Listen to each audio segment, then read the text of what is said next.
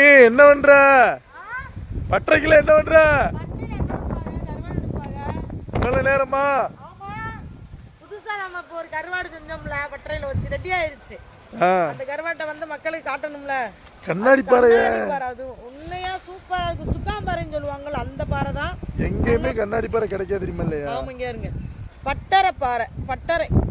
இது வந்து காஞ்சு போயிடுச்சுன்னு ரொம்ப கல்லு கணக்கா இருக்கும். பட்டறையோட செய்முறை என்னன்னா, மீன் மாதிரியே தெரியணும், ஆனால் கருவாடாகவும் இருக்கணும். இதுதான் பட்டறையோட செய்முறை. சூப்பராக இருக்கும்.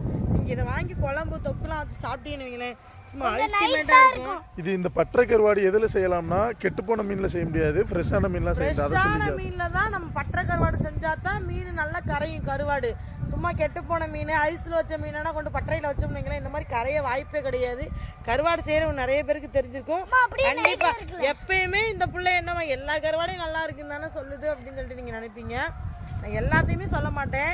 நல்லா இருந்தால் நல்லா இருக்குன்னு சொல்ல போகிறேன், நல்லா இல்லைன்னு நல்லா இல்லைன்னு சொல்ல போகிறேன். இதில் ஒன்றும் பிரச்சனை இல்லை. கண்டிப்பாக உங்களுக்கு இந்த மாதிரி கருவாடு வேணும்னா நாங்கள் கீழே கொடுக்குற நம்பருக்கு வாட்ஸ்அப் பண்ணி கண்டிப்பாக வாங்கி சாப்பிடுங்க. நம்ம பட்டறைக்குள்ள பார்த்தீங்கன்னா ஏகப்பட்ட கருவாடு வந்து நம்ம வந்து பட்டறை வச்சுருக்கோம். அடுத்து நிறைய கருவாடு வகைகளை பார்க்கலாம். பாய்.